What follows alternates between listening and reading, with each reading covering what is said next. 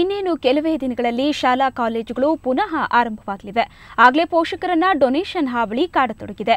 ಆದರೆ ಧಾರವಾಡ ಜಿಲ್ಲಾಡಳಿತ ಡೊನೇಷನ್ ಹಾವಳಿ ವಿರುದ್ಧ ಸಮರ ಸಾರಿದೆ. ಡೊನೇಷನ್ ಪಡೆಯುವ ಶಾಲಾ ಕಾಲೇಜುಗಳ ಮಾನ್ಯತೆಯನ್ನ ರದ್ದುಗೊಳಿಸಲು ಜಿಲ್ಲಾಡಳಿತ ಚಿಂತನೆ ನಡೆಸಿದೆ. ಎಸ್ಎಸ್ಎಲ್ಸಿ ಪಿಯುಸಿ ಫಲಿತಾಂಶ ಬಂದ ಬೆನ್ನಲ್ಲೇ ಅಡ್ಮಿಷನ್ ಶುರುವಾಗಿದೆ. ಎಲ್ಲಾ ಕಾಲೇಜುಗಳಲ್ಲಿ ಡೊನೇಷನ್ ಹಾವಳಿ ಭೂತ ಹೆಚ್ಚಾಗಿದೆ. ಬಡ ಪೋಷಕರನ್ನ ಸುಲಿಗೆ ಮಾಡೋ ಕಾಲೇಜುಗಳಿಗೇನೂ ಕಮ್ಮಿ ಇಲ್ಲ.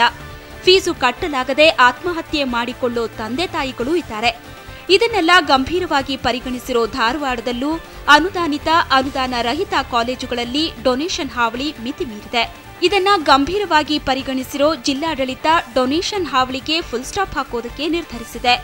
ಜಿಲ್ಲಾಧಿಕಾರಿಗಳ ನೇತೃತ್ವದಲ್ಲಿ ಮಾನಿಟರಿಂಗ್ ಕಮಿಟಿಯನ್ನ ರಚಿಸಿ ಡೊನೇಷನ್ ಕೇಳೋ ಸಂಸ್ಥೆಗಳ ಮೇಲೆ ಹದ್ದಿನ ಕಣ್ಣಿಟ್ಟಿದೆ. ಪ್ರವೇಶ ನೀಡೋ ನೆಪದಲ್ಲಿ ವಿದ್ಯಾರ್ಥಿಗಳು ಮತ್ತು ಪೋಷಕರಿಂದ ಹಣ ಸುಲಿಗೆ ಮಾಡೋರಿಗೆ ತಕ್ಕ ಶಾಸ್ತಿ ಮಾಡೋದಾಗಿ ಜಿಲ್ಲಾಧಿಕಾರಿ ದರ್ಪಣ್ ಜೈನ್ ಎಚ್ಚರಿಸಿದ್ದಾರೆ.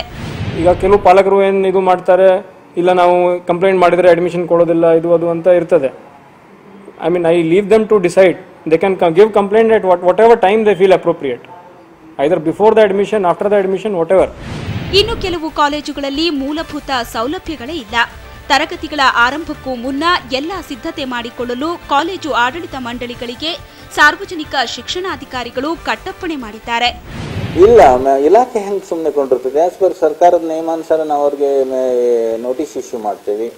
ಈ ಮೂಲಭೂತ ಸೌಲಭ್ಯಗಳು ಇಲ್ಲದಕ್ಕೆ ಕನಿಷ್ಠ ಮಟ್ಟದ ಏನು ಅಂಶಗಳಿದಾವಲ್ಲ ಒಂದು ಪಾಲನೆ ಮಾಡ್ಕೊಳ್ಳಿ ಅಂತ. ಕೆಲವು ಶಿಕ್ಷಣ ಸಂಸ್ಥೆಗಳು ಎಲ್ಕೆಜಿಗೆ 20 ರಿಂದ 30 ಸಾವಿರ ರೂಪಾಯಿವರೆಗೂ ಡೊನೇಷನ್ ಕೇಳ್ತಿವೆ. ಈ ಹಿಂದೆಯೂ ಸಹ ಡೊನೇಷನ್ ಹಾವಳಿಗೆ ಕಡಿವಾಣ ಹಾಕಲು 3-4 ಸಮಿತಿಗಳನ್ನ ರಚಿಸಿದ್ರೂ ಪ್ರಯೋಜನವಾಗಿರಲಿಲ್ಲ. ಹೀಗಾಗಿ ಡೊನೇಷನ್ ಹಾವಳಿ ತಡೆಯಲು ರಂಗವಿಠಲಾಚಾರ್ಯ ಸಮಿತಿ ನೀಡಿರೋ ವರದಿಯನ್ನ ಯಥಾವತ್ತಾಗಿ ಜಾರಿಗೆ ತರುವಂತೆ ವಿದ್ಯಾರ್ಥಿ ಸಂಘಟನೆಗಳು ಆಗ್ರಹಿಸಿವೆ. ಅಮರೇಶ್ ರಾಠೋಡ್, ಸುವರ್ಣ ನ್ಯೂಸ್ 24/7 ಧಾರವಾಡ.